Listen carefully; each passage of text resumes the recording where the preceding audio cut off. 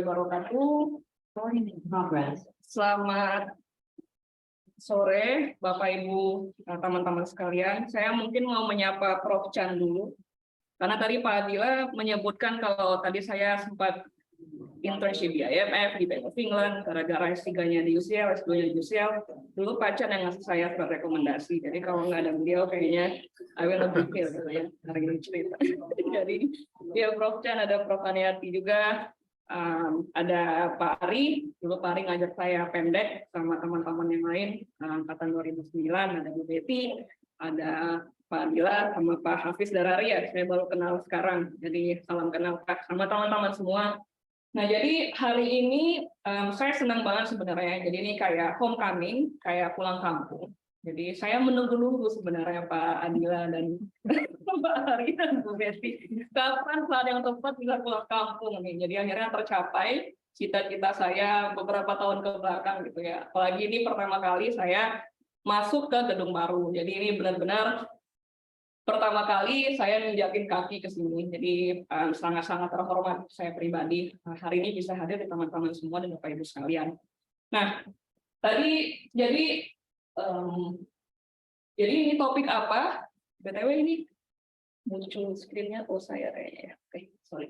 Jadi kita mau bahas apa hari ini sesuai judulnya. Saya coba cari judul, mungkin tadinya saya pikir saya pengen bahas satu paper yang saya tulis sama beberapa rekan-rekan sebelumnya. Cuma tadi Pak Adila sempat nyebutin di awal, mungkin topiknya masih agak asing sama buat teman-teman Fasilkom. Jadi saya pikir mungkin saya compile beberapa paper tersebut, tapi nggak go deep into the details. Jadi kita coba lihat, mulai dari topik yang mau saya sampaikan hari ini adalah, jadi saya akan coba bahas tentang background-nya sedikit sebenarnya. Jadi apa sih, kenapa sih hari ini saya cerita tentang simulating financial crisis? Halo Bu Naya, terima kasih. Jadi kenapa sih sebenarnya pentingnya apa gitu? Saya juga pengen mungkin cerita dengan Bapak Ibu dan teman-teman sekalian gitu, karena ini kan lumayan range audiensnya lumayan besar ya, dari teman-teman adik-adik mahasiswa sampai ada Prof. Chan juga di sini. Jadi saya bakal coba bikin talk hari ini dengan 4 bullet points tersebut. Jadi saya akan mulai dengan background. Apa yang dimaksud dengan simulating financial crisis, kenapa itu penting. Nanti saya bakal cerita sebenarnya topik ini itu mulai booming setelah global financial crisis di tahun 2008. Jadi sebelumnya belum terlalu booming. Saya bakal cerita kenapa booming, dan financial crisis itu apa, GFC 28 itu apa, dan kenapa kemudian banyak orang-orang dari quantitative field, kayak saya computer science, dengan teman-teman dari theoretical physics misalnya, dengan teman-teman dari mathematicians misalnya, gabung buat mengerjakan hal ini. Jadi ada something happening ya, yang menyadarkan central bank, regulators, ekonom pada saat itu setelah krisis, bahwa kita perlu modeling tools atau simulation tools yang bisa mengkomplement lah model ekonomi yang ada saat ini. Gitu. Kita cerita, terus saya lanjut bahas tentang agent based sama network based contagion models. Jadi saya nggak tahu, kan dulu kalau saya kuliah belum ada yang agent based, mungkin sekarang udah ada nih, jadi saya nggak tahu juga, siapa tahu ada masuk 3 SKS agent based model. Gimana Bu Naya, ada nggak masuk agent based model? Jadi saya bakalan bahas tentang agent based itu apa, kenapa dia kemudian dirasakan sepertinya modeling approach ini bisa dipakai buat men-solve masalah yang ada tadi gitu. Nah, walaupun tidak secara khusus agent based itu related sama AI sebenarnya, kalau kalian nanti lihat kan agent based ini adalah kita merepresentasikan agent itu sebagai individu-individu. Kalian bisa nanti further works-nya adalah kalian taruhlah AI itu sebagai otaknya si agent tadi. Jadi dia lebih clever dalam misalnya menadjust investment-nya di market, atau misalnya taking the risk, taking the decisions, misalnya given the interest rate, BI kan sekarang naikin suku bunga misalnya, jadi dia misalnya bisa, oh kayaknya KPR nanti dulu lah suku bunga naik, jadi dia lebih pintar gitu. Nggak cuma rule based yang simple. Nanti kita lihat. Selanjutnya yang saya bahas adalah network based contagion models. Jadi network itu apa? Mungkin teman-teman Prof. Bella dulu kuliahnya ada matematika diskrit sama matematika, saya lupa di Madas juga ada nggak ya? Ada yang namanya graph theory, misalnya ada minimum spanning tree. Kalau teman-teman ingat ya, teman-teman ada yang mahasiswa di sini. Nah itu sebenarnya, soalnya dulu waktu saya kuliah, Prof, Bapak Ibu sekalian, banyak teman-teman tuh yang benci sama matematik sebenarnya. Saya nggak tahu nih sekarang masih benci nggak? Coba masih benci nggak, Mas, sama matematik? Lumayan. Jadi mata kuliahnya Bu Bella, mata kuliahnya Pak Chan itu semua anum ya waktu itu. Jadi pada nggak suka. Saya ingat sebenarnya setelah anum, saya ngambil ada mata kuliah opsional. Pak Chan waktu itu instrukturnya, namanya anum lanjutan kalau saya nggak salah. Anum lanjutan, saya ingat itu di kelas cuma ada 4 orang. Jadi literally ada 4 orang waktu itu di kelas yang ngambil dari sekian banyak, hampir 200 teman-teman di angkatan kita. Jadi banyak yang benci. Nah, nanti saya kasih tahu nih, sebenarnya itu ada manfaatnya gitu. Jadi selain kalian tahu software engineer, nanti tahu data science, juga math-nya sendiri bisa dipakai dan bisa diaplikasikan ke topik yang interesting menurut saya banget, karena itu ya kalian kan pasti anak-anak ini punya kripto lah ya, enggak ya?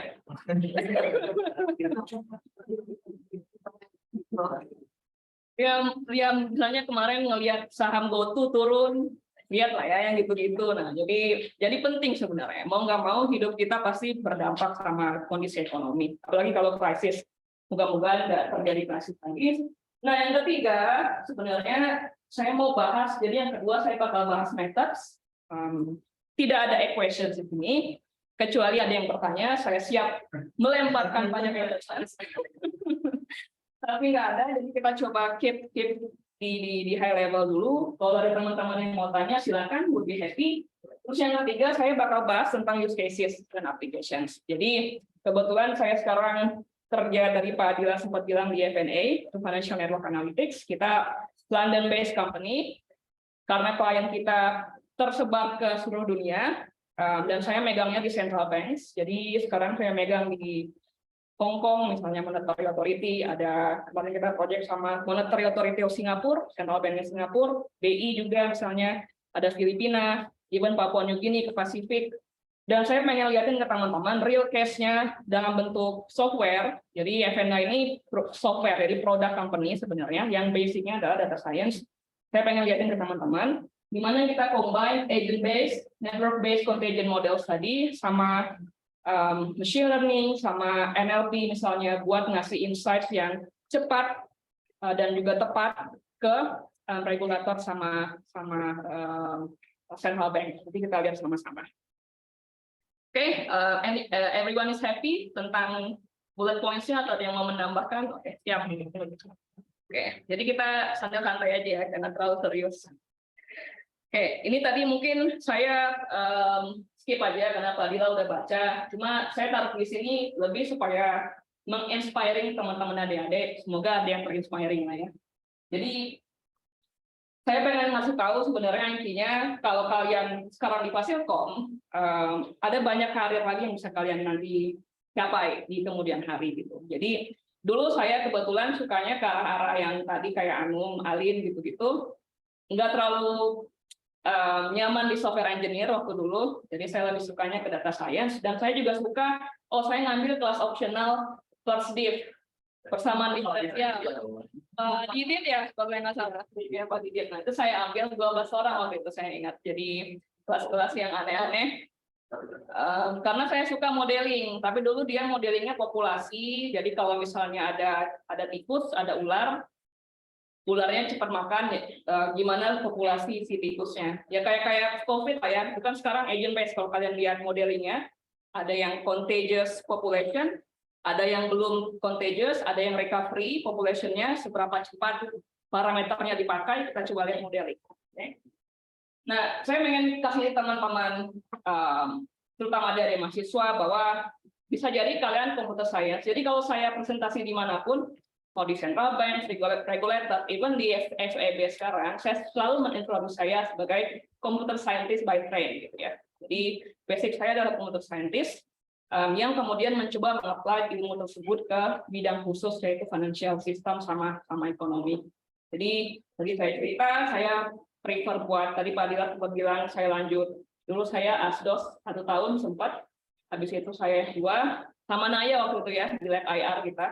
Biasanya nongkrong di sana, terus lanjut S2, kemudian saya ambil topik yang saya suka, financial risk, dan kebetulan topiknya lagi booming karena kebetulan topik financial crisis ini lagi hot waktu itu. Nah, teruslah masuk ke Bank of England, jadi ketemu sama teman-teman ekonom yang benar-benar ekonom, gitu, kerja di bank sentralnya Inggris. Lanjut lagi saya internship di IMF di DC waktu itu, sampai terakhir sekarang saya ke FNA sebenarnya agak lucu juga sih. Jadi kebetulan foundernya FNA itu dia adalah dia juga researcher, jadi dia nulis paper. Jadi kan research community itu adalah community yang kecil ya. Jadi kalian know each other lah sebenarnya. Kalau dulu saya waktu S1 nulis paper, saya nggak pernah kenal nih yang nulis paper siapa. Tapi setelah saya S3, udah PhD, itu kita kenal biasanya, oh si ini, oh si ini, oh si ini. Karena research community-nya lumayan kecil. Nah dia waktu itu kontak saya, dia bilang, kamu career aspiration-nya apa? Gitu. Terus saya bilang, saya mau doing the exact thing like I'm doing now. Saya waktu itu lagi di Bank of England, tapi saya udah capek tinggal di UK. Ya 4 tahun, 5 tahun oke lah, tapi susah sih. Saya, udaranya agak beda, terus juga jamnya beda. Jadi kalau saya misalnya teman-teman di sini udah pada heboh, saya baru bangun, jadi ketinggalan berita kan, yang lucu-lucu dari sini. Terus juga makannya susah gitu, jadi udah capek lah. Tapi kalau occasionally visiting UK atau misalnya terafiliasi sama institusi di sana, that's okay. Jadi dua basic ceritanya sedikit tentang kemudian kenapa saya kerja di sana. Jadi exactly doing what I like, tapi juga boleh tinggal di tempat yang paling saya pilih dari Depok ya Pak Dila, di antara semua tempat yang ada di muka bumi ini. Nah, ini sedikit juga tentang FNA karena mungkin teman-teman nanti pengen lihat, karena juga bisa dilihat karena biasanya kita ada internship, kalau anak-anak ada yang mau bikin skripsi atau tesis, kita juga misalnya accept mereka. Terus juga saya kebetulan hiring, kalau ini udah ada yang final year, hiring di T1 tahun depan, siapa tahu yang tertarik. Jadi ini adalah contoh institusi yang biasanya kita kerja. Jadi kebanyakan memang di arah government institutions, central bank terutama, mereka yang monitoring atau supervising the financial system. Tapi recently kita juga move to, ini ada HSBC misalnya ke globally systemic important banks, juga klien kita. Ini ada beberapa logo mungkin. Ini ada yang Swift. Swift ini apa? Kalau kalian transfer uang cross border dari Jakarta misalnya, ada yang punya teman atau ada yang beli gamenya cuma dari Jepang, kalian transfer uang ke sana, itu Swift yang ngatur untuk cross border payments misalnya. Sama dengan CLS juga dia currency untuk cross border, ada payments Kanada yang namanya financial market infrastructures. Oke, itu sedikit intro. Nah, sekarang saya masuk ke background yang pertama tentang the economy is complex system ya. Oke, mungkin saya coba pakai gambar ini dulu. Ini nggak terlalu kelihatan ya. Ini koran dari Wall Street, tulisannya tentang tahun 2008 kemarin, tentang tahun 2008 yang lalu, itu juga saya belum masuk fasilkom ya. Masih SMA lah yang benar. Ini kayak udah total aja saya ngomong ini. Padahal saya belum juga kuliah waktu itu. Nah, cuma di Indonesia ini hal yang sangat besar gitu, terutama di dunia barat ya. Cuma kita nggak terlalu terasa, alhamdulillah. Kenapa? Karena kita itu kayak mungkin 97, mungkin belum lahir ya kalau yang ada dari mahasiswa ya. Itu 97 juga krisis kita, tapi agak beda krisisnya.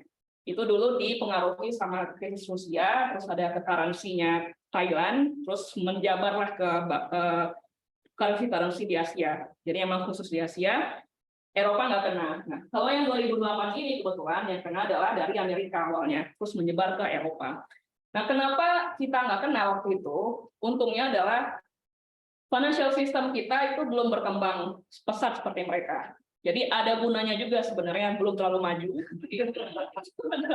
Keuntungan di tahun 2008, karena kita belum terlalu terkoneksi sama financial systemnya di Eropa. Waktu mereka krisis, kita aman-aman aja. Dan juga karena perekonomian kita ditopang sebagian besarnya oleh UKM gitu. Jadi everything is good. Sedangkan mereka di services ya ekonominya, terutama di financial industry itu benar-benar sangat kuat. Jadi yang terjadi adalah kalau kalian pernah dengar adik-adik mahasiswa nih namanya Lehman Brothers. Ini adalah bank di sana. Di waktu itu dia jadi dia nggak terlalu gede sebenarnya banknya, biasa aja. Terus tiba-tiba dia default ya, jadi dia bangkrut lah. Kalian pernah dengar kasus Bank Senturi nggak? Pernah ya. Tapi ini saya nggak mau menggeret ke politik nih, jadi nggak ada hubungannya sama politik. Tapi itu ceritanya kan mirip-mirip. Jadi Bank Senturi itu bank kecil, dia kemudian bangkrut atau fail atau default, terus ada ketakutan kalau Bank Senturi akan berdampak sistemik gitu. Jadi apakah harus di bail out atau tidak? Jadi pemerintah harus ganti rugi lah istilahnya atau ngebantuin dia. Nah, seperti sama mirip-mirip sebenarnya. Jadi yang terjadi waktu itu adalah Lehman Brothers ini bangkrut. Dan akhirnya ternyata walaupun dia kecil, dampaknya gila-gilaan. Jadi sampai 2009, 2010, 2011 masih kerasa gitu krisisnya. Dan bukan cuma di bank ini, tapi seluruh bank-bank di US dan juga bank-bank lainnya di Eropa. Gitu. Jadi ceritanya itu. Nah, ini fenomena menarik sebenarnya. Jadi kenapa menarik? Karena sebelum kita 2008 ya, sebelum krisis, dulu itu institusi atau regulator itu melihat resikonya suatu bank itu dari individual resiko. Jadi siapa Mas namanya? Dedi. Iya. Misalnya dia ngelihat Dedi resikonya berapa? Jadi resikonya cuma resiko ruginya adalah 5%. Oke, rendah. Good. Mas namanya? Tadi berapa? Cuma 2,5. Oke, good. Jadi everything is good. Ternyata nggak kayak gitu sebenarnya. Jadi walaupun tadi dia di 5%, Radi 2,5%, ketika dua orang ini berinteraksi, dan juga kan Dedi punya hasrat untuk mengoptimasi keuntungan, tadi juga kayak gitu, dua-duanya punya keinginan buat bikin posisinya makin safe atau resikonya makin kecil, ternyata interaksi yang kayak tadi itu berbahaya terhadap sistem. Jadi walaupun secara individu kita oke nih, tapi secara sistem sebenarnya interaksi itu membahayakan. Makanya kemudian muncul yang namanya istilah kompleks sistem ya. Jadi ekonomi kompleks sistem itu. Jadi kalau teman-teman nanti one day mungkin ada yang mendengar istilah emergent behavior atau emerging behavior, itu exactly that. Jadi ada behavior system yang terlihat karena interaksi yang ada. Jadi secara individu itu nggak bakalan terlihat.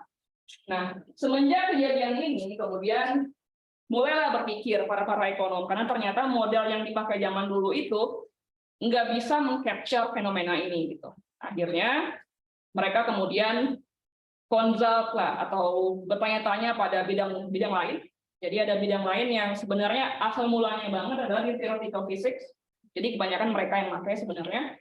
Computer science-nya ada, karena nanti kalau kalian lihat, modelnya itu sangat susah untuk di-solve secara analytics. Jadi kalau kalian ingat, anak teman-teman nih, ada X kuadrat plus 2XY plus Y kuadrat, bisa kan di-solve secara analitik ya, pakai tangan. Nah, ini udah terlalu kompleks, sampai kita nggak bisa lagi men-solve equations-nya secara analytics, makanya perlu numerical methods, makanya perlu pakai simulasi, kita coding, dan lain-lain. Makanya agak relevan juga sama Anum sebenarnya di sana. Banyak cara yang cara konkretnya adalah dengan analytics tadi. Nah, ini saya tulis ada domino effect, butterfly effect. Kira-kira kalau domino effect mudah ya kita ketahui. Jadi ini termasuk tentang interconnectedness. Jadi kenapa tadi saya bilang Radi dan Dedi systemic risk, karena mereka berhubungan, ada interconnection. Dan financial system itu adalah salah satu sistem yang paling kompleks di dunia ini, karena mereka saling berkoneksi, masing-masing agent atau bank misalnya atau investor, masing-masing punya keinginan atau objective function kalau dalam terminologi ekonominya ya, untuk mengoptimize posisinya. Jadi kita berlomba-lomba satu sama lain, juga pengen tetap resikonya rendah. Jadi benar-benar kompleks. Dan kalau kita lihat, kalau teman-teman lihat di financial system, satu entity itu bisa terkoneksi di berbagai markets. Jadi nanti saya kasih contoh, ada di corporate loans market atau namanya pasar pinjam antara bank sama perusahaan, bisa juga terkoneksi di pasar uang, bisa juga terkoneksi lewat aset holdings yang sama. Jadi kalau saya invest di GoTo, Radi invest di GoTo, sebenarnya saya dan Radi itu terkoneksi kan secara indirect ya, karena kita sama-sama invest di GoTo. Jadi kalau GoTo-nya decline atau reduce pada price-nya jadi jatuh, kita sama-sama terimpact. Jadi sangat terkoneksi, terkoneksinya banyak, multi layer, benar-benar kompleks. Belum nanti kita ngomongin yang cross border dan lain-lain. Itu yang namanya domino effect. Tapi ada juga yang namanya butterfly effect. Jadi ini di kompleks sistem juga lumayan terminologi penting. Kenapa? Jadi itu dulu kalau kalian teman-teman Google nanti, jadi itu adalah terminologi yang dipakai untuk memperlihatkan bagaimana kompleks sistem ini sebenarnya terjadi. Tadi ada saya cerita tentang kita resikonya kecil, tapi karena kita berinteraksi, ada feedback loop. Feedback loop dalam artian saya main sama Radi, terus kemudian let's say losses kita jadi 5%, kita main lagi jadi 25%, kita main lagi jadi 25% kuadrat dan seterusnya. Jadi ada feedback loop yang membuat sebenarnya sistem itu ketika udah rusak, walaupun shocknya tadi kecil, dia bakalan jadi kayak snowball yang menggulung sampai dia efeknya besar. Nah, dinamakan butterfly effect. Saya suka terminologi ini karena dia menganalogikan ada tornado yang terjadi gara-gara sebenarnya seminggu sebelumnya ada kepakan sayap kupu-kupu. Jadi ada satu kupu-kupu yang mengepakkan sayap. Nah, itu sebenarnya yang bikin tornado yang gede seminggu kemudian. Karena dia kemudian ada sistemnya tadi berinteraksi dan akhirnya dia dari yang satu kecil shocknya diamplify dan juga menjadi bahaya yang kemudian nggak bisa dipikirkan gitu. Nah, ini saya kemudian ini juga ada contoh yang menarik. Jadi ini saya agak-agak dan Bu Medi agak-agak mengenang masa lalu di London ya. Jadi ini ada yang namanya Wibbly Wobbly Bridge London. Ini boleh di-share sebenarnya PDF-nya, nanti kalian bisa nonton. Tapi anyway ceritanya, jadi di tahun 2002 di tahun 2000 tahun 2000 di summer musim panas, Ratu Elizabeth yang barusan meninggal kemarin kan, Ratu Elizabeth dia membuka pertama kalinya si London Millennium Bridge ini, dibuka kepada umum. Dan masyarakat antusias, kemudian mereka cobalah naik ke jembatan itu. Semuanya udah dikalkulasi oleh engineer secara matang bahwa everything should be fine. Dengan beban yang sedemikian rupa, dengan banyaknya orang yang sedemikian rupa, udah dikomputasi semuanya aman. Nah, ternyata yang terjadi adalah ketika dia dibuka, harus ditutup lagi jembatannya. Gara-gara jembatannya bergoyang. Jadi hampir mau jatuh waktu itu. Nah, apa yang miss dari kalkulasinya di engineer? Tadi exactly feedback loop yang saya bilang tentang butterfly effect tadi. Jadi yang terjadi adalah waktu dibuka itu ada angin sedikit menggoyang biasa lah ya, menggoyang jembatan. Kemudian orang-orang yang di atas jembatan tadi secara bersamaan dan secara bersinergi tanpa diatur, mereka coba mempertahankan keseimbangan tubuhnya. Jadi misalnya goyangnya ke kanan, dia coba hentak ke kiri. Gara-gara itu jembatannya goyang ke kiri kan. Akhirnya sama-sama secara sinergi tanpa ada yang ngatur, namanya self-organized system biasanya, menghentakkan ke kanan, goyang ke kanan lebih kencang, ada ke kiri, ke kanan, ke kiri. Nah, jadi ada proses self-organizing tadi yang tanpa disadari engineer itu sebenarnya bisa menghasilkan feedback loop yang bisa berbahaya buat sistemnya. Jadi menurut saya ini intro yang mudah-mudahan buat adik-adik menarik tentang bagaimana sistem kompleks sistem itu bekerja. Kalian mungkin pernah lihat, kayaknya dulu pernah viral di sosial media, ada burung misalnya. Burung-burung, ada banyak burung, terus dia kayak bikin shape sendiri, terbang, tanpa ada yang orkestra kan. Sebenarnya, kamu ke sini, kamu ke sana. Tapi dia bisa bikin bentuk yang bagus burung-burung itu ketika terbang. Jadi itu yang namanya dengan self-organizing system. Jadi, ini kadang-kadang saya suka mikir gitu, apakah di masa depan nanti kita sebenarnya bisa govern ourselves tanpa ada leader, maybe possible, gara-gara kita bisa ada organisme-organisme yang bisa self-organize themselves tanpa ada leader. Nah, persis tadi contoh yang si orang-orang tadi goyang ke kanan dan ke kiri. Nah, itu sedikit intro tentang topiknya. Jadi mudah-mudahan teman-teman juga bisa tahu. Dan tadi yang saya mau sampaikan adalah penting sebenarnya topik ini menarik dan juga bidang ilmu ini menarik. Kenapa? Karena ketika saya masuk ke bidang ilmu ini adalah bidang ilmu yang multidisiplin. Jadi kalau teman-teman suka bekerja dengan berbagai macam orang yang background-nya beda, jadi kalau kita di conference, nggak pernah itu kita ketemu computer scientist saja, pasti ada yang mathematician, pasti ada yang physicist, pasti ada yang ekonom bahkan ada yang statistician. Jadi ini multidisipliner. Lucunya karena masing-masing pihak itu biasanya berkontribut dengan skill atau dengan tools yang mereka punya. Nah ini kita lihat, ini agak masuk ke methods, jadi feel free untuk ask any questions. Dan juga semoga jadi nggak ngantuk ya sama methods yang mau saya bahas di sini.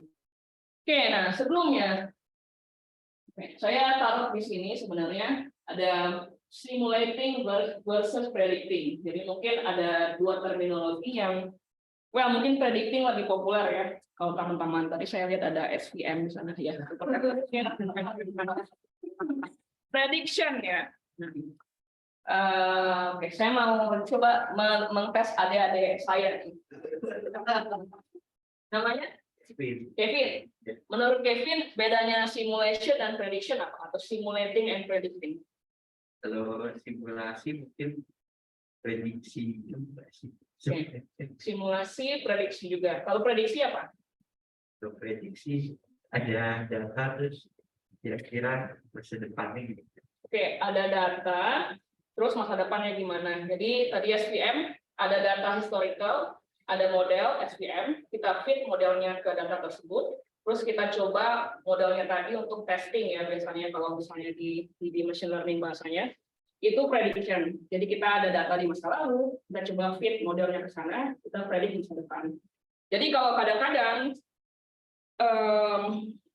dengan tadi yang pas yang kayak gitu, kadang-kadang beberapa orang itu suka bilang prediction itu sebenarnya predicting the past in a way. Karena kalau dia nggak pernah ada di data, nggak akan pernah kalian bisa nge-predict itu happen di future. Nah, ke krisis itu agak susah kita meng-fit ke data, karena 2008 itu nggak pernah terjadi sebelumnya. Jadi akan sangat susah kalau kita pakai hanya machine learning model aja misalnya untuk mempredik krisis tadi. Jadi agak-agak kelihatan ya bedanya apa. Kalau tadi misalnya ada data nih, kalau misalnya misalnya Netflix kelihatan dia nonton apa sebelumnya, bisa direkomending nih film-film apa, tapi udah ada film yang sebelumnya kan yang udah dia tonton. Nah kalau krisis itu agak beda karena krisis yang terjadi, mungkin ada krisis tahun depan, tapi itu nggak pernah terjadi sebelumnya. Karena kalau udah terjadi, biasanya udah siap regulator kita dengan berbagai macam regulasi yang kompleks tadi, yang ribut tadi. Nah, itu challenge-nya predicting the crisis atau predicting banyak hal di sistem ekonomi juga sebenarnya. Makanya biasanya yang dipakai adalah simulation. Jadi ini saya tulis di sini, simulating is predicting the unseen. Jadi in a way, predicting juga, tapi kita tidak melakukan fitting apapun. Tapi juga bukan clustering ya, kan clustering juga kita machine learning, tapi juga nggak ada fitting ke historical data. Cuma simulating itu kalian mungkin bisa mikir sebagai what if scenario sebenarnya. Jadi kalian ada suatu sistem, no matter apa sistemnya itu, kalian coba bikin permodelan di komputer yang bisa memimik how the system works. Jadi ini ada kehidupan kita nih. Kalian pergi ke kantin, kalian makan di bawah, kalian masuk kelas, itu kalian modeling terus behavior yang normal ke dalam komputer, ya, kalian modeling. Yang kalian simulating adalah apa yang terjadi kalau ada bencana hari ini. Let's say misalnya kelas ditutup semua dari jam 8 sampai jam 10. Apa efeknya? Itu yang kalian coba lihat. Jadi dia lebih ke what if scenario. Dengan pertama-tama bikin digital twin, how the system works or how the system looks like, dan setelah itu baru kalian kasih shock atau perturbation biasanya kita juga bilangnya di ekonomi.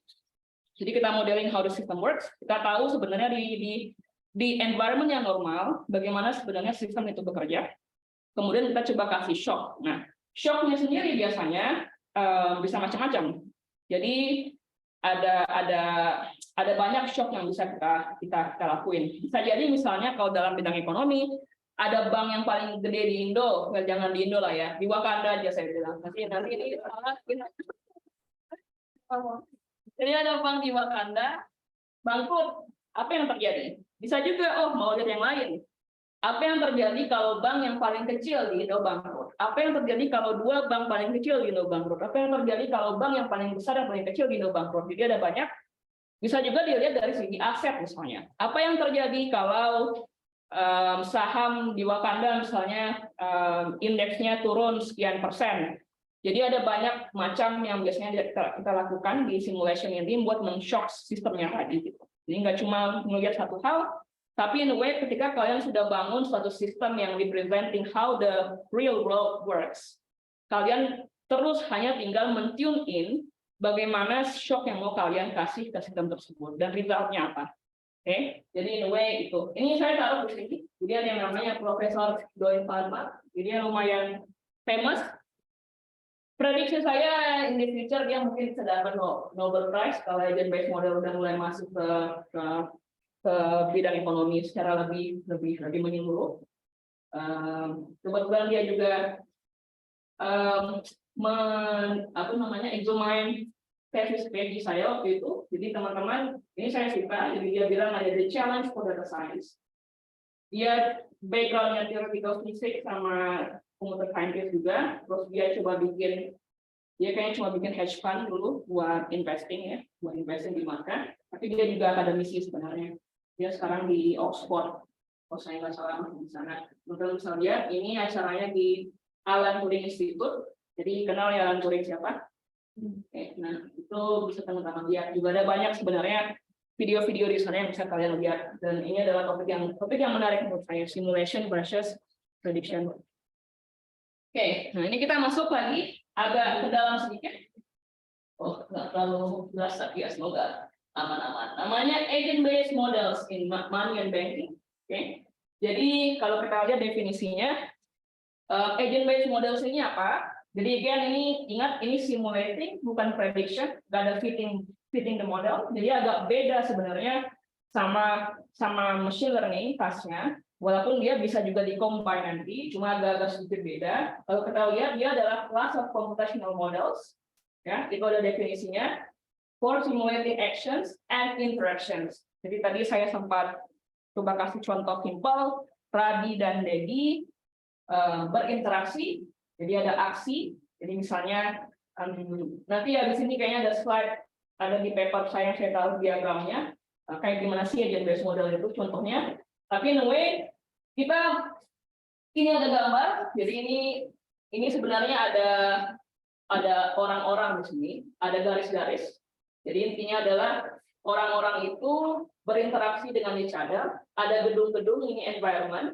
Terus yang kita simulate adalah ada orang atau agents, dia berinteraksi to each other, dia juga berinteraksi dengan environment-nya. Jadi kita coba modeling itu. Nah, cocok buat dipakai untuk modeling kompleks. Adaptive systems, exactly like an economy atau a financial system. Dan juga ada beberapa, jadi ini kayak saya mau out of the report, cuma jadi kalau misalnya ekonomi itu field yang menurut saya lumayan susah untuk berinovasi. Kalau teman-teman nanti nulis paper misalnya di computer science, itu kalian bisa lihat ya paper itu cepat kan keluarnya. Di ekonomi nggak kayak gitu. Jadi saya cerita, mungkin misalnya satu paper saya publish di, sekarang masih unconditional accept. Well, ya unconditional accept dikit lagi udah mau accept, tapi itu saya tulis pertama kali tahun 2009 summer. Sekarang udah 2020, 2021, 2022, 3 tahun ya hampir. Dan itu pun juga belum benar-benar accept ya, masih unconditional. Kenapa? Karena biasanya itu kalau saya cerita dikit, kalau kita publish di jurnal ekonomi, itu prosesnya lumayan panjang. Jadi kita nulis terus kita bikin working paper namanya, kita publish ya. Biasanya di SSRN kita publishnya. Nah, kalau misalnya di economics itu dia beda karena kalau di computer science, kalau di fisika kita publish paper, terus kita ke konferensi itu untuk present papers ya. Kalau computer science biasanya kita konferensi terus publish papers ya. Benar nggak Pak? Dirasakan salah. Well, conference biasanya langsung full paper kalau gitu. Langsung full paper. Jadi accepted di conference, that means the paper will go to proceedings. Ya. Jadi kita ke conference karena tadi ya ada proses publikasi dan lain-lain di belakangnya. Nah, kalau di ekonomi itu kita present papers kita ke banyak orang untuk dapat feedback dan input. Jadi kita belum bisa tuh. Itu pasti akan di-reject biasanya kalau kita nulis, kita submit ke jurnal, itu langsung di-reject. Jadi kita biasanya yang terjadi adalah publish di sini, present ke conference, hasil 5 conference, habis itu biasanya kita untuk enaknya adalah untuk bagusnya kita publish dia sebagai working paper yang ada logo institusi. Jadi contohnya kayak saya, kita publish sebagai working paper-nya Bank of England waktu itu. Nah, untuk publish jadi Bank of England working paper aja itu butuh revisi proses lagi dengan independent reviewer.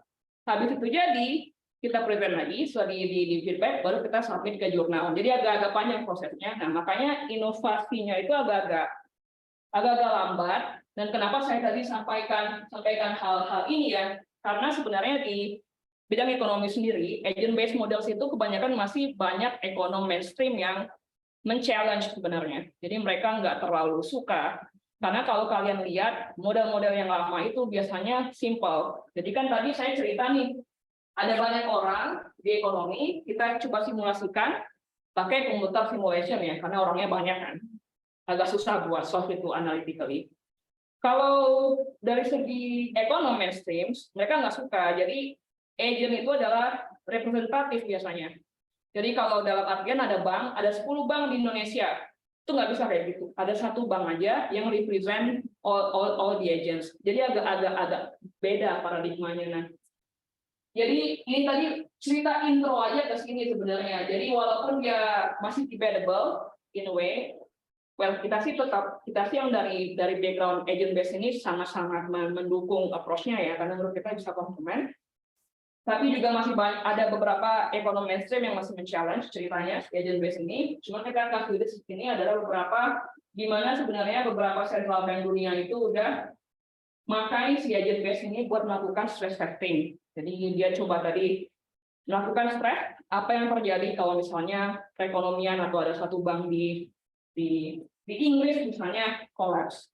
Jadi udah ada banyak juga sebenarnya bank sentral yang melakukan hal tersebut, walaupun masih belum menjadi mainstream method kalau menurut saya di bidang ekonomi sendiri. Nah, ini ada paper yang kita tulis tahun lalu, mungkin saya lihat aja biar lebih tergambar lagi how the agent based looks like in practice. Jadi ini paper yang kita tulis untuk teman-teman baca nggak rilis Bank Indonesia beberapa hari kemarin tentang digital rupiah. Jadi sebentar lagi itu kita akan, enggak sebentar lagi ya, itu baru white paper. Jadi tapi BI akan rencananya akan at some point in the future mempublish atau membuat yang namanya central bank digital currency yang namanya digital rupiah. Nah itu apa? Itu kayak cash kalau kalian lihat. Ada retail, ada wholesale, tapi saya ngomongin yang retail aja ini. Jadi kalau wholesale itu untuk pembayaran yang gede. Saya ngomongin yang retail, kayak pembayaran antara saya dengan Radi misalnya. Kalian bisa ngebayangin kayak cash, cuma cash itu dalam bentuk digital. Mungkin ada yang bertanya, loh bedanya sama OVO apa? Atau bedanya sama GoPay apa? Kalau yang tadi teman-teman yang saya sebutkan di belakang, itu namanya private money. Jadi yang mengeluarkannya dia adalah bukan central banks. Cash itu yang mengeluarkan adalah central bank. Jadi cash itu tadi central bank biasanya bisa mengatur inflasi dengan mengatur penyebaran berapa banyak uang yang dikeluarkan misalnya perlu ditarik atau perlu ditambah itu bisa diatur. Nah, selama ini sebenarnya ceritanya bank sentral itu hanya meng-issue cash, tapi karena banyak banget kan inovasi di bidang digital, payments, tadi saya sebutkan beberapa money provider misalnya, commercial bank yang ada juga bikin e-money sendiri misalnya. Kemarin Facebook dengan Libra-nya, belum lagi nih kripto yang ajaib dan sebagainya macamnya yang bisa sebenarnya bahaya at some point. Nah, makanya regulator ini berpikir bahwa kayaknya kita perlu juga introduce money tapi dalam bentuk digital. Jadi orang-orang itu harapannya bisa pakai, daripada pakai kripto yang misalnya fluktuasinya parah ya, dan juga nggak dipakai buat payments, dipakainya juga buat investing jadi aset, mending pakai CBDC aja karena lebih safe. Jadi kan agak susah sebenarnya kalau kita ngomongin Libra, Facebook bisa aja kan default minggu depan, who knows ya. Tapi kalau negara default agak lama kayaknya prosesnya kan. Jadi makanya intinya kayak gitulah kira-kira. Jadi kemarin kalau kalian teman-teman tertarik bisa googling juga digital rupiah namanya. Nah yang kita bangun di sini adalah suatu model. Ini agak-agak tidak terlalu direct ke krisis, cuma nanti ada krisis adalah salah satu poin yang kita lihat. Di model ini yang kita lihat adalah apa dampaknya kepada perekonomian dari segi financial stability, dari segi commercial bank yang bisnisnya jadi collapse, ketika suatu central bank itu introduce CBDC ke perekonomiannya. Jadi, again, tadi ingat yang kita lakukan adalah pertama create the digital twin. Jadi pakai agent base ini kita coba create how does simulate how the world looks like in the normal conditions. Terus kita kasih perturbation atau kita kasih shocks di mana central banks kemudian issue suatu digital instrumen yang baru atau monetary instrument yang baru. Nah, ini contoh-contohnya ya. Jadi ada central bank, ini ada satu central bank. Ini baseline model karena modelnya masih terus di extend even sampai sekarang. Ada commercial bank. Terus ada n number of agents. Jadi ini adalah agents yang namanya consumer start-nya. Ada consumer 1, consumer 2 sampai consumer N. Ada lagi yang namanya M number of merchants. Jadi ini beda yang satu M, yang satu M. Merchant 1, merchant 2, sampai merchant N. Nah, keunggulannya si agent base ini adalah kita bisa simulate the heterogeneity in the system. Jadi maksudnya heterogeneity apa? Di suatu sistem kan nggak semuanya kaya ya. Jadi mungkin ada yang tabungannya di atas 1 M, ada yang tabungannya di bawah 100 juta misalnya, ada yang di bawah 5 juta misalnya. Nah, itu bisa kita modeling di sini. Jadi let's say consumer M itu sangat kaya, jadi dia punya aset yang banyak di bank, dia juga punya kredit card, dia punya debit card, dan dia juga bisa akses ke CBDC. Tapi ada juga consumer one misalnya, dia hidup di pedalaman, di desa misalnya, yang mana inklusi keuangannya masih rendah. Jadi inklusi keuangan itu akses ke bank. Jadi kan tadi saya lihat ke kantin udah pakai barcode semua ya payment-nya. Jadi sangat pakai kris ya Pak. Nah, jadi kalau kita lihat di daerah-daerah misalnya, itu mereka belum banyak punya akses ke digital money, belum punya akses ke banking account, jadi inklusi keuangannya masih rendah. Nah, misalnya contohnya di consumer 1 ini, jadi dia misalnya, anggap aja dia nggak punya credit card ya, jadi dia hanya punya cash misalnya di pocketnya. Dan merchant-nya juga sama, jadi dia heterogeneous, jadi ada merchant M yang accept every payment. Merchant M ini bisa jadi dia offering service online, jadi dia juga bikin website supaya orang-orang bisa transaksi ke merchant M secara online.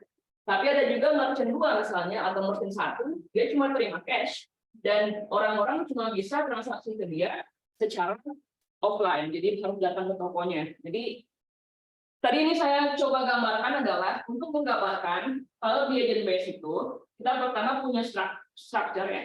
Jadi gimana agentnya siapa aja. Yang kedua adalah karena ini modelnya empirical, jadi ada yang namanya theoretical biasanya, yang tadi saya sebut model yang dipakai di ekonom sebelumnya mainstream biasanya theoretical, tapi ini modelnya empirical.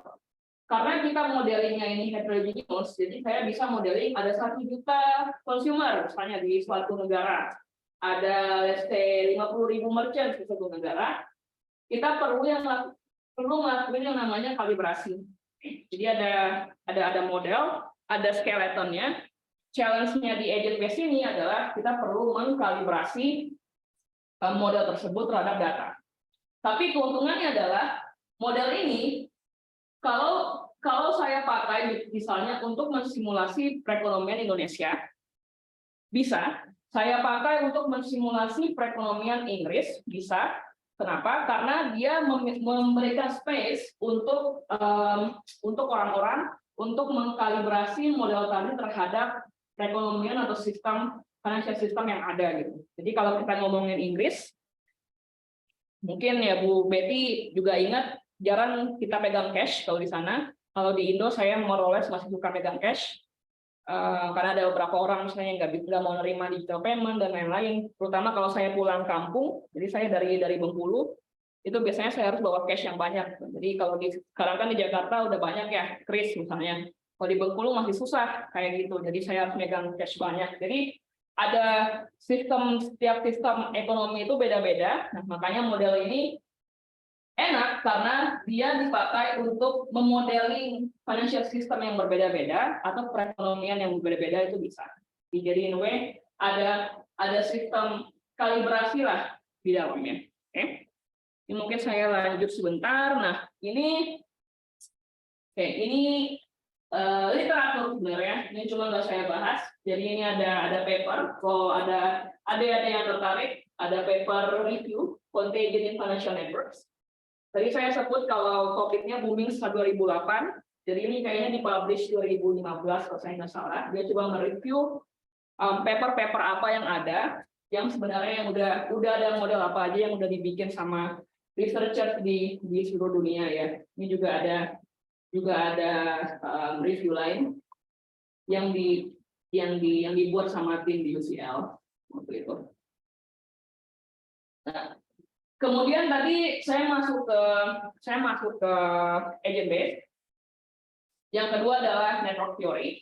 Kenapa network theory penting? Karena kalau kita ngomongin agent based dan kita ngomongin simulasi, mau nggak mau kita akan berhubungan dengan network. Karena tadi ada interconnection di antara satu dan yang lain. Dan kenapa graph theory itu dipakai di sini? Jadi ini juga nggak terlalu kelihatan, tapi yang di online moga-moga kelihatan. Ini ada nodes ya, kalau teman-teman ingat, atau vertex kalau di graph. Ini ada link atau edges biasanya juga dipakai. Ini contoh dari financial system yang nunjukin interbank payment di sistem RTGS. Jadi kalau teman-teman transfer duit kan biasanya ada tuh clearing atau RTGS dan lain-lain. RTGS itu biasanya kalau jumlahnya gede yang mau di payment. Jadi dia large payment value system biasanya kalau di RTGS. Nah, ini contoh network-nya yang kita bikin pakai synthetic model, cuma represent how the real interbank payments, RTGS payments look like. Terus juga itu ilustrasi dan ini ya beberapa terminologi yang tadi juga sempat kita bahas ya. Ini juga ada kayak graph plus properties, jadi makanya network. Jadi biasanya kita pakai istilah network dibandingkan graph.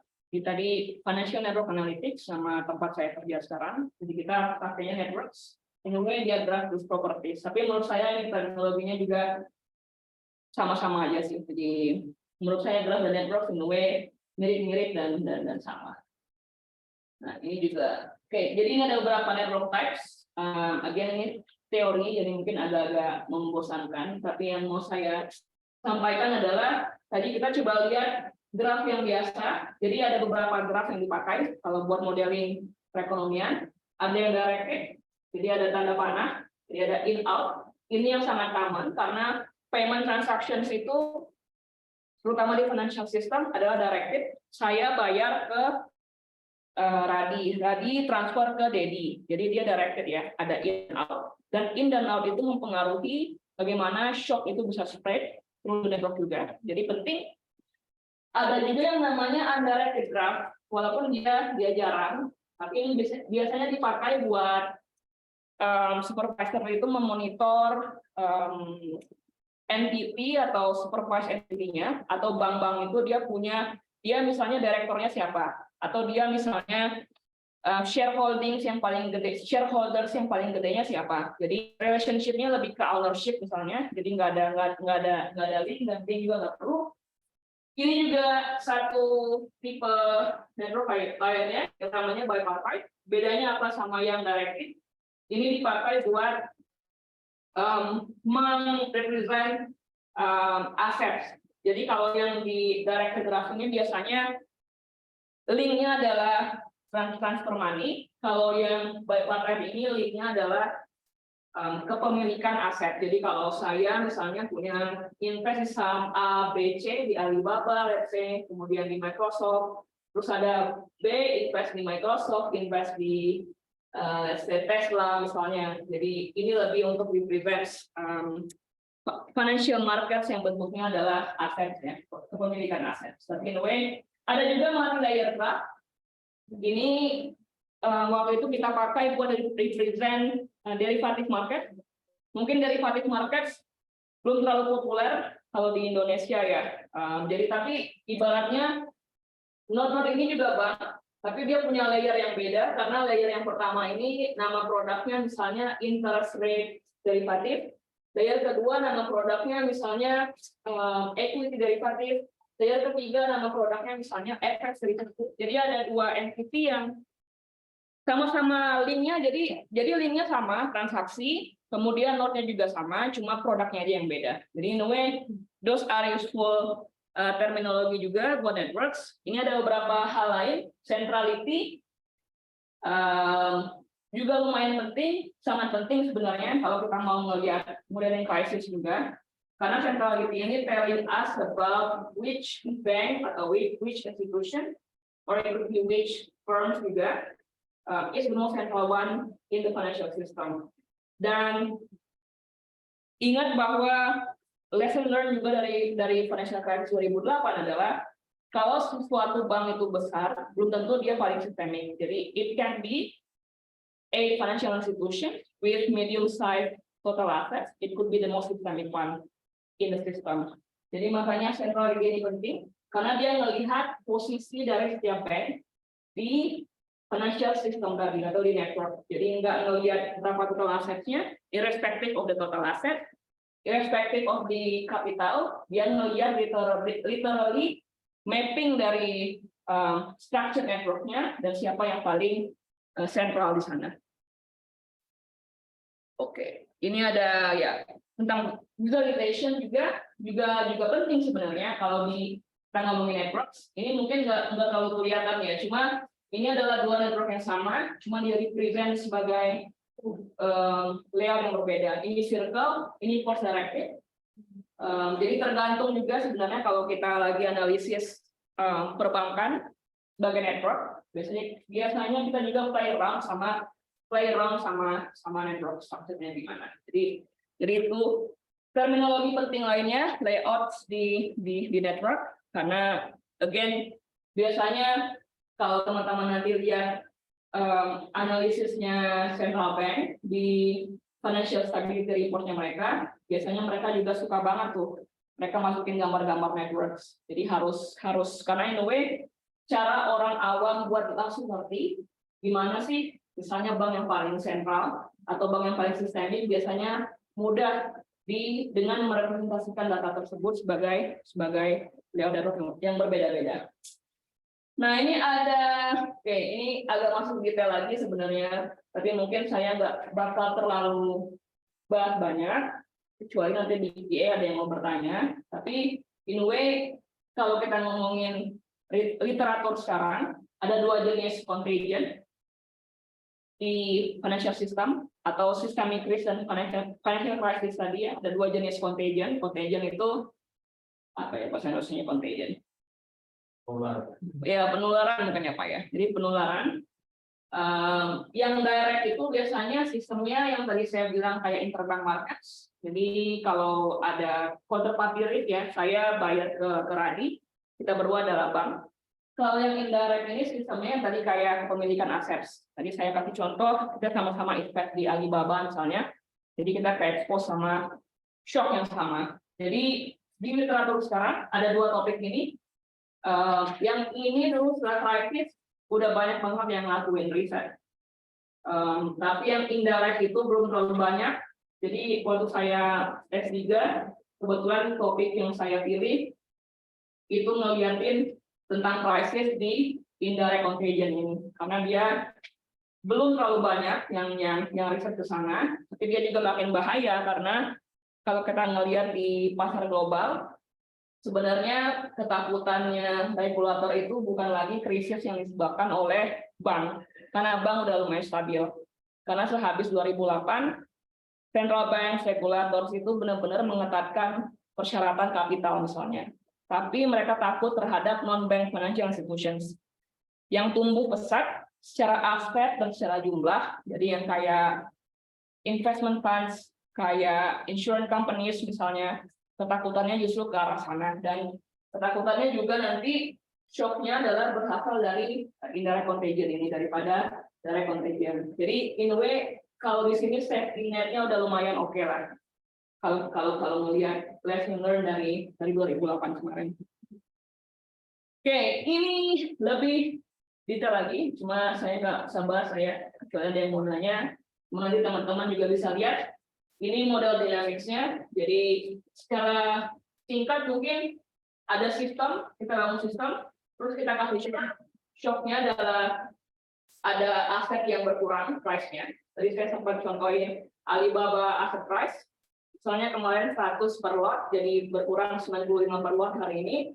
Terus masing-masing investor itu react ya terhadap harga yang decline tersebut. Jadi misalnya ada bank yang merasa mereka rugi, gara-gara mereka rugi misalnya kalau ada balance sheet-nya bank itu ada yang namanya leverage ratio.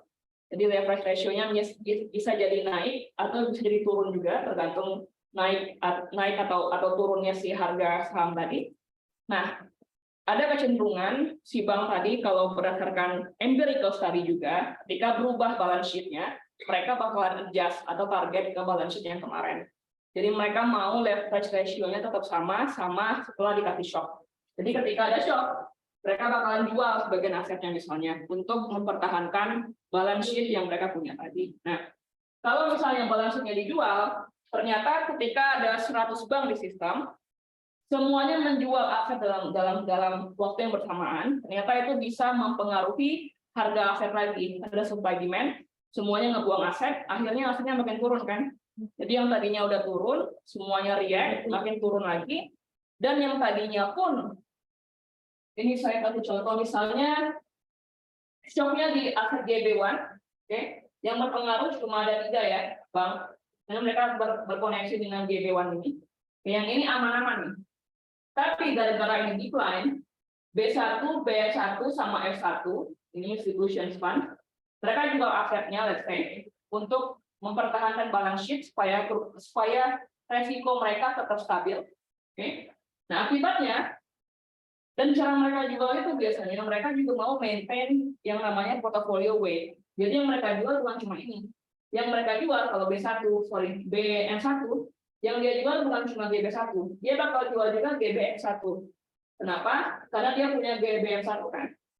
Dan secara empirical studies juga secara behavioral studies, ketika BM1 ini mau jual aset, dia bukan cuma jual GB1 yang tadi harganya decline, dia juga bakal jual GBM1 untuk again mempertahankan atau maintain portfolio weight yang dia di balance sheet.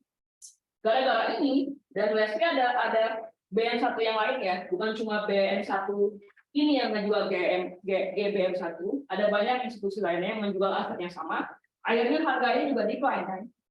Karena harganya juga decline, UL1 kemudian di round ketiga terkena dampak juga, soalnya dia holding GBM1. Jadi itu kayak ilustrasi singkat, secara simpel, gimana shock yang awalnya dari GB1, kemudian spread ke unit insurance ULI1 yang tadinya nggak punya koneksi apa-apa ke GB1. Nah, itu yang kayak simplified version. Kenapa kita perlu komputer dan programming dan modeling di dalamnya. Karena bayangkan ini ada waktu itu saya bikin 2.000 institutions, ada hampir 100.000 aset dengan koneksi densitas networknya sekitar 70-60%. Nggak bisa kita tadi lihat itu satu kayak tadi kan. Jadi perlu ada simulation satu model di dalamnya. Kenapa itu penting? Oke. Ini mungkin saya mau stay di sini dulu. Saya mau masuk ke use case dan application, tapi saya tunda karena kayaknya waktunya.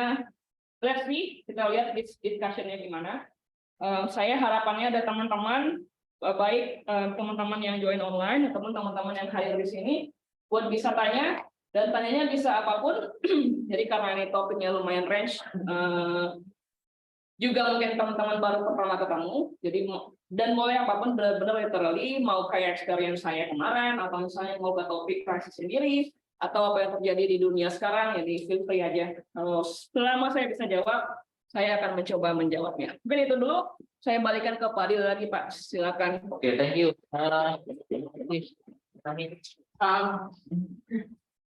Ya, mudah-mudahan tadi nggak ketemu terkena financial derivatif dari segala macam ya.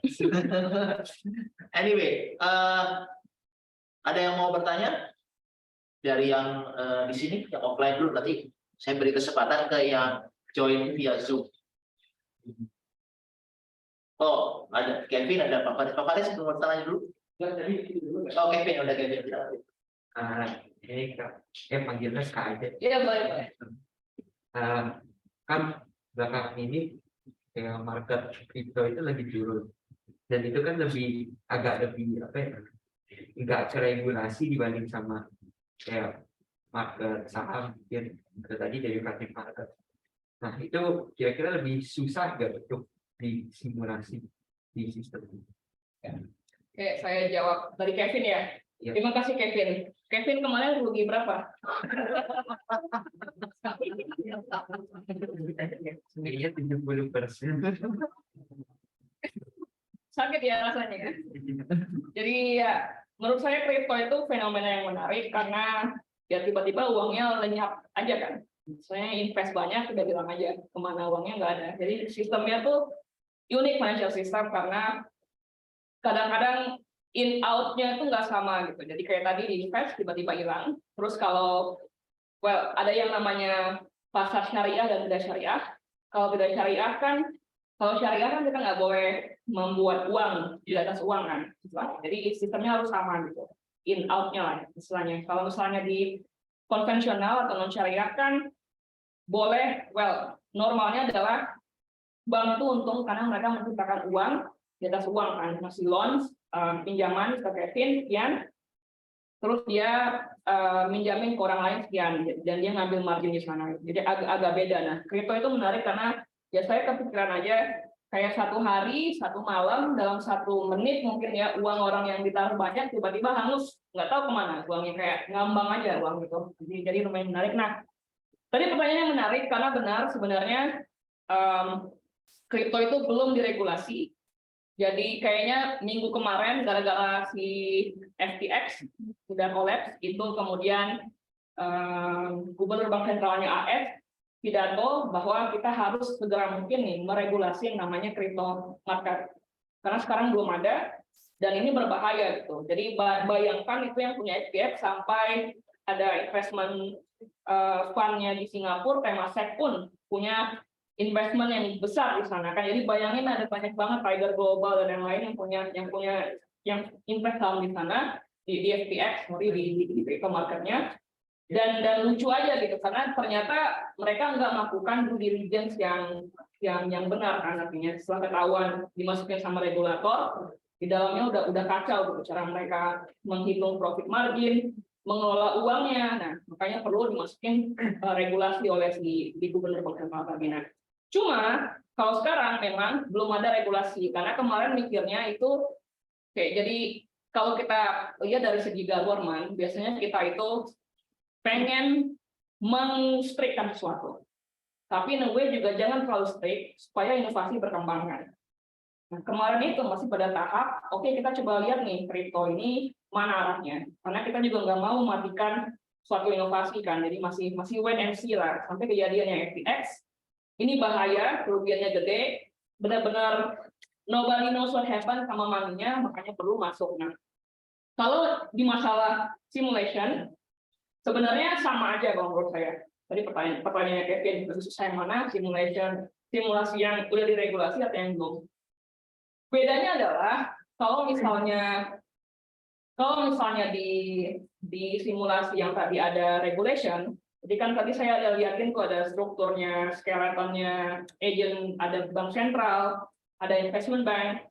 Berarti dalam case yang dia belum diregulasi, tangan dari central bank tadi hilang. Jadi semua link yang masuk ke bagian central bank tadi hilang aja. Jadi cuma benar-benar interaksinya let's say antara entity yang ada di dalam exchange crypto tadi. Nah, cuma in way sebenarnya walaupun secara direct dia hilang, cuma secara indirect pun kita sebenarnya nggak bisa menghilangkan peran regulator ya. Karena kalau teman-teman lihat, let's say bukan di pasar regulasi kayak kripto ya, saya mungkin masuk ke bahas pasarnya investment ke startup. Dengar nggak kondisi global jelek, terus banyak funding yang ditahan atau nggak mau funding lanjutan.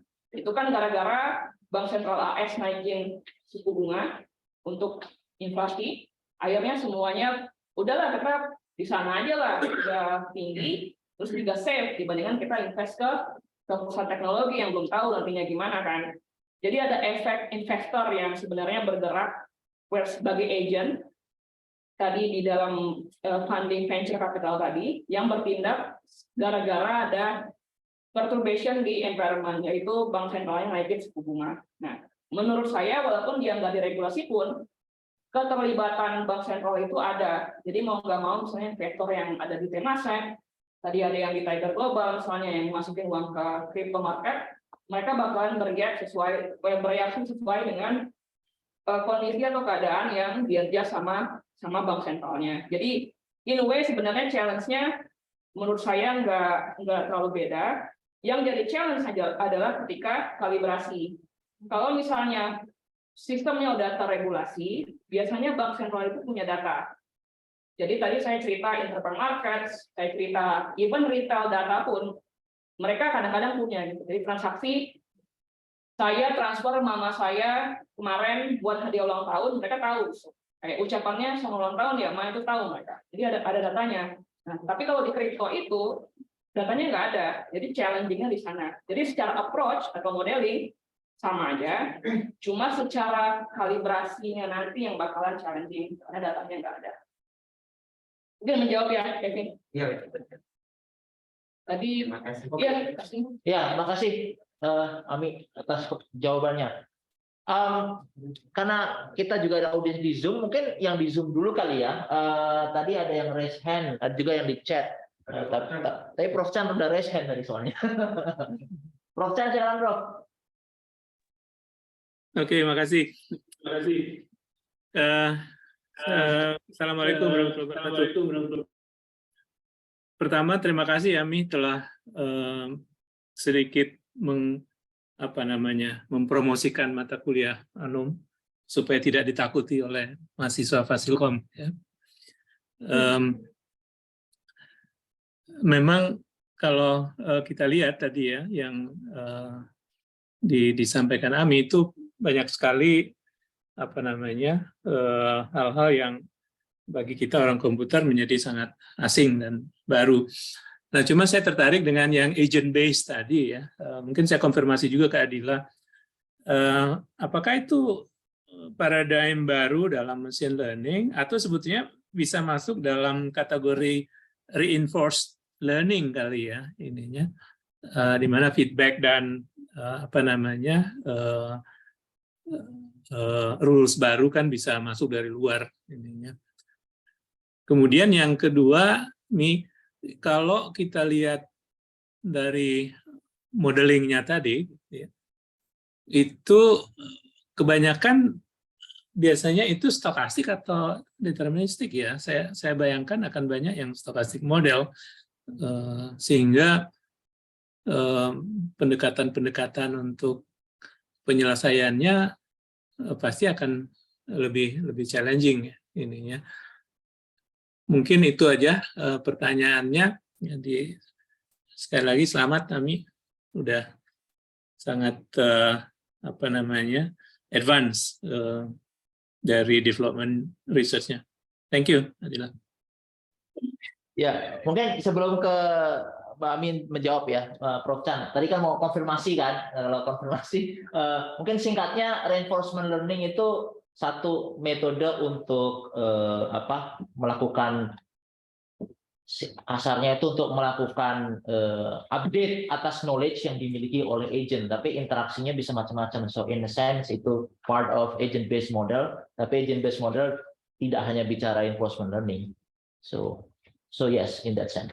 Silakan. Ya, mungkin agak-agak ada overlapnya in the web ya. Kayak agent based juga bisa ada reinforcement learning-nya. Reinforcement learning juga agent based, tapi agent based juga nggak melulu agentnya ada learning yang canggih, karena juga bisa simple method saja. Mungkin Prof Chan, jadi let's say kalau saya dikasih kue terus saya makan, simply itu aja functionnya, jadi boolean if there is kue then I eat, simply itu jadi juga agent based in way. Terus tadi pertanyaan kedua sebenarnya mau nggak mau sebenarnya dia ada sebenarnya banyak komponen stokastik juga di dalam agent based tadi. Jadi kalau misalnya even tadi kalau saya mungkin lihatin yang ada graf mana ya?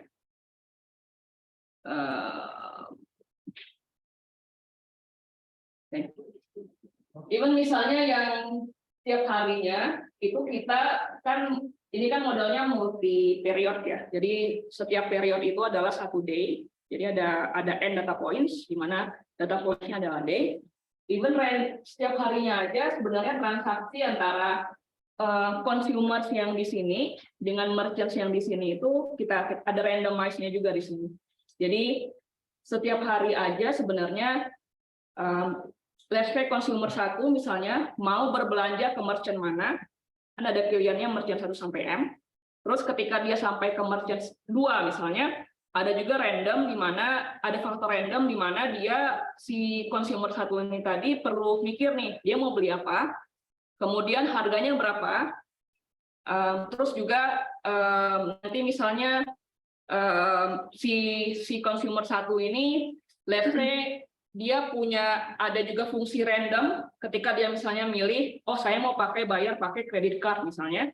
Jadi biasanya kita ada punya fungsi behavior yang berdasarkan sama beberapa komponen atau inputsnya, misalnya kayak berapa uang yang dia punya yang dia pegang, berapa let's say misalnya uang yang dia punya di CBDC, berapa deposit yang dia punya, juga misalnya tergantung sama si merchants-nya sendiri, dia accept card yang mana, dan lain-lain. Jadi, stokastiknya banyak, Pak. Jadi, makanya biasanya challenging-nya juga di agent base ini, biasanya kalau kritik dari mainstream economics adalah sensitivity analysis, karena berubah dikit aja assumption-nya, atau berubah dikit aja cara kita merandom hal tadi, hasilnya bisa berubah jauh gitu. Jadi, challenge-nya adalah, makanya tertolong dengan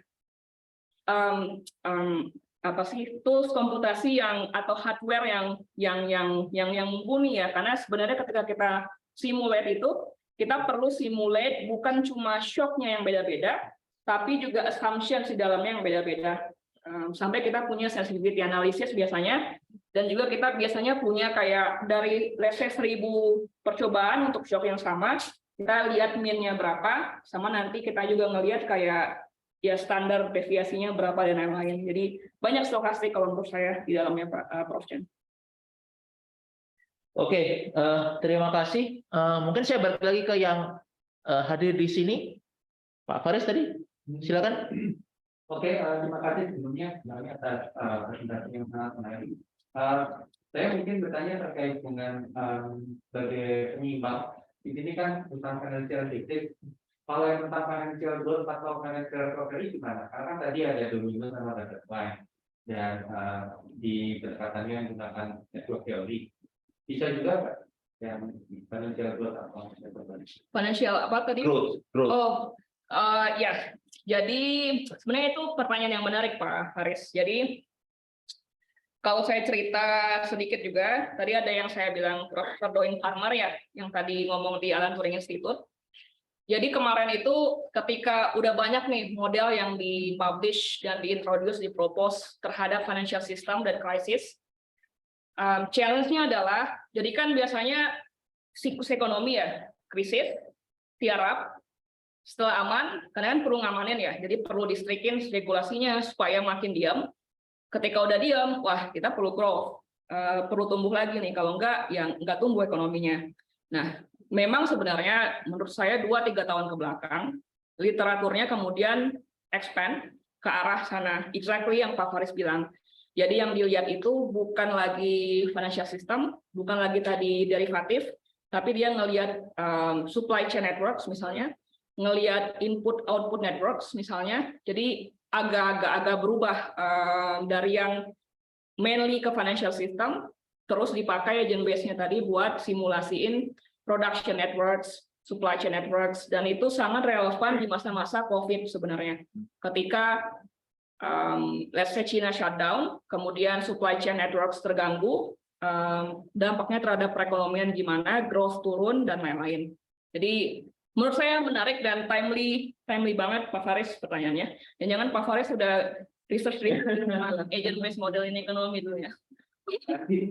Tapi masuk akal nggak kalau sebenarnya financial crisis itu mungkin saya lihat buat growth-nya di long term rate-nya lebih bagus itu?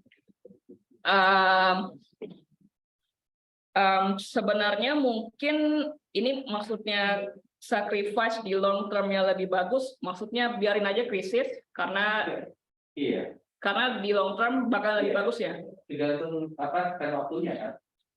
Misalkan krisis 2008 mungkin diperlukan untuk ya kalau COVID diperlukan untuk digital. agak kontroversial kita lihat. Ya mungkin sih, benar. Ya ini kayak saya nggak tahu jawabannya apa, tapi kalau dari segi regulator pasti kita nggak mau krisis, tapi growth tetap ada. Walaupun juga ada juga nih Pak Faris dan teman-teman. Jadi ada bidang ekonomi lain yang namanya environmental economics, itu kemudian men-challenge konsep growth, bahwa kita nggak perlu growth, kayak asalkan happy-happy, kenapa kita perlu growth? Jadi istilahnya kayak, karena kalau growth kan perlu membangun hutan, itu. Jadi kayak masih berkembang. Cuma kalau tadi pertanyaannya apakah krisis perlu dan kita jadi lebih baik, saya juga nggak tahu jawabannya, karena kita hanya hidup di satu universe, unfortunately. Jadi nggak ada alternate universe yang bisa kita compare. Tapi kalau saya personal, pendapatnya adalah hopefully krisis itu nggak ada, jadi resikonya tetap stabil, tapi growth-nya tetap tumbuh. Karena saya masih sebagai support growth, karena kan kita masih negara emerging ya sekarang. Menurut saya kita masih perlu growth. Gitu. Mungkin jawabannya. Terima kasih Pak Faris. Oke, terima kasih Pak Faris. Nah, saya balik lagi mungkin satu pertanyaan lagi karena kita udah mau pukul 15 ya. Tapi saya kira masih ada satu kesempatan untuk tanya lagi di chat. Ada beberapa sebenarnya, tapi mungkin ada apa? Oke, mungkin yang di chat dulu ya. Mungkin Pak Alkan barangkali ini Pak Alkan bertanya mengenai yang namanya modeling kan kita sebenarnya ya tadi disebut bikin asumsi kan. Nah, jadi dan itu mestinya dinyatakan dalam bentuk parameter dari modelnya. Nah, seberapa atau praktisnya gimana sih gitu, karena semakin jauh dari real berarti mungkin kesimpulannya tidak sesuai, tapi mungkin kalau tambah real mungkin lebih susah gitu. Kira-kira gimana praktisnya? Ini Pak Alvan, ini Kak Alvan ya? Iya. Oh ya. Saya tertarik sama pertanyaan keduanya sebenarnya ini. Oke. Tapi nanti ya kita Pertanyaan offline aja kalau gitu. Jadi pertanyaan pertama, ini menurut saya poin yang penting juga. Jadi thank you juga buat raising this up Pak Alvan. Kenapa? Karena challenge-nya di agent based model adalah main challenge-nya adalah exactly ini. Karena ini tadi kan saya cerita ada model mainstream economics yang sangat simple, representative agent, even nggak ada empiricalnya sama sekali, tapi di social analytics. Datanglah orang yang dari bidang agent base ini, kemudian bilang, oh kita perlu empirical, perlu modeling, karena we need to simulate how the exact world looks like. Nah, di challenge sama economic mainstream, bagaimana Pak Alvan dari challenge ya? Exactly, karena how should we simulate the real world? Gitu. Karena nggak ada sebenarnya yang bisa kalau di machine learning atau super vector machine kita bisa cari akurasi kan ya, gampang. Tapi di agent based model itu susah kita buat mencari akurasi. Pertama, karena kita mensimulate sesuatu yang mungkin nggak terjadi apapun kan. Ini lebih kayak what if scenario tells us what happens. Jadi susah. Yang kedua adalah juga susah jadinya untuk kalau misalnya di SVM kita perlu tune in nih misalnya parameternya kalau akurasinya rendah. Kalau di agent based karena kita nggak punya golden standar ya, kita juga bingung apakah tadi yang kata Pak Alvan kita perlu tambah nih atau asumsinya perlu dirubah atau perlu diubah. Jadi sampai sekarang pun itu menurut saya Pak Alvan masih challenge di topik agent based model buat economics, dan exactly that, karena kita sama sekali nggak tahu seberapa banyak parameter yang harus di-input. Cuma biasanya yang terjadi adalah agent based ini lebih digunakan enggak sebagai prediction yang kayak machine learning, cuma dia jadi kayak what if scenarios ya. Jadi telling something. Jadi biasanya kita startnya simple. Tadi yang model saya kasih tahu ini masih baseline. Yang udah ada teman saya yang expand model ini jauh lebih kompleks. Jadi ada agentsnya juga, misalnya e-money provider. Kemudian transaksinya kan ini cuma merchant to consumers to merchants, tapi dia bikin transaksi dari merchants ke merchants, dari merchants ke consumers, dari consumer ke consumers, jadi jauh lebih kompleks, parameternya jauh lebih banyak. Ekonom biasanya lebih suka yang lebih kompleks karena it represents the reality biasanya. Jadi semakin banyak model yang kita pakai, sekarang rules-nya adalah semakin bagus agent based tersebut biasanya.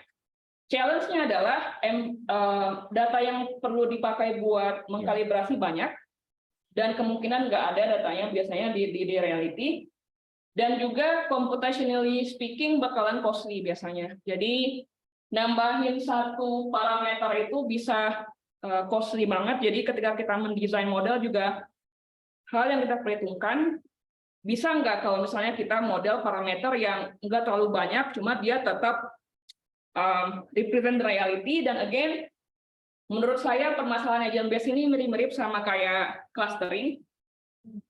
Dalam artian perlu ada subjektivitas dalam menginterpret how the result looks like ya, atau insight resultnya itu apa. Beda sama klasifikasi, jadi makanya di agent based ini perlu ada subject matter experts juga yang masuk ke dalamnya, yang tahu sebenarnya, oh ketika hasilnya kayak gini, ini make sense apa enggak. Oh, ini nggak make sense sebenarnya di reality, makanya kita perlu nambahin parameter baru. Jadi itu mungkin jawabannya saya, Pak Alvan. Yes. Oke, terima kasih Mami atas jawabannya. Karena waktu ya sayangnya kita udah pukul 15 nih. Kalau masih ada pertanyaan lagi, apa bisa dijawab singkat nggak nih yang terkait kalibrasi, soalnya tadi barusan nyebut dari Pak Denny. Evaluasi sih sebenarnya ya, kalibrasinya tidak evaluasi. Kan tadi Ami bilang bahwa datanya bisa jadi nggak ada gitu. How do we know we get a correct or we get a good model? Biasanya tuh kita kalau testing evaluasinya Pak, karena kita startnya dari simulating how the current system looks like. Jadi biasanya kita mimicking the reality dulu. Jadi yang kita coba adalah, let's say dalam case CBDC, kita coba ngelihat depositnya bank. Dalam case normal, apakah sama dengan historical depositnya bank yang kemarin? Jadi itu bisa dilihat. Nah, tapi kalau mengevaluasi ketika shocknya udah masuk, itu kita nggak bisa compare sama apapun, karena kan kita sebenarnya memasukkan ada sistem yang ada digital twin, terus kita coba perturb sampai dia bikin hal baru kan. Nah, hal barunya ini karena nggak pernah terjadi di sebelumnya, kita juga sama sekali nggak bisa akurasi. Jadi dia lebih ke telling us sebenarnya ketika ada sistem yang kayak gini, yang udah terevaluate dengan sistem yang ada sekarang, what happens if gitu. Jadi dibandingkan kita ngelakuin simulasinya di dunia nyata, let's say misalnya killing one bank in the system, ya udah kita killing one bank in the computer simulation aja. Tapi kalau akurasi dari hasil killing that bank itu sendiri nggak bisa dites sebenarnya. Yang bisa dites biasanya adalah sensitivity analysis dengan range parameter yang beda-beda. Let's say shock dari 0 sampai 30%, hasilnya kayak gimana? Bisa jadi misalnya ketika shocknya itu setelah 15%, jadi dia ada dari 0 ke 15% dia naik, misalnya lossesnya. Ketika 15% dia turun, jadi bisa jadi ada titik optimum misalnya yang perlu dilihat. Jadi insight-nya lebih ke sana, Pak Denny. Oke, terima kasih Mbak Ami atas jawabannya. Karena waktu kita sudah pukul 15, menarik sih sebenarnya kalau mau diskusi terus ya, tapi waktunya terbatas, jadi mohon maaf kalau kita harus akhiri dulu di pertemuan hari ini. Terima kasih banyak atas paparannya Mbak Ami. Kalau yang lain mau ada pertanyaan lebih lanjut, saya kira bisa kita share slide-nya kalau sudah ada pertanyaan. Jadi feel free untuk bertanya, dan maybe dari pertemuan ini ada yang tertarik dengan main-main financial model, ya feel free gitu ya. Dan saya atas nama Mas Sudomit mengucapkan terima kasih ke Mbak Ami atas kehadirannya dari inspiring dan eye opening lah kalau menurut saya. Kita akhiri, saya tutup. Assalamualaikum warahmatullahi wabarakatuh. Sampai ketemu di AI Talks berikutnya. Let's go. Thank you. Bye. Prof. Chan, Pak Ya, Denny. mari.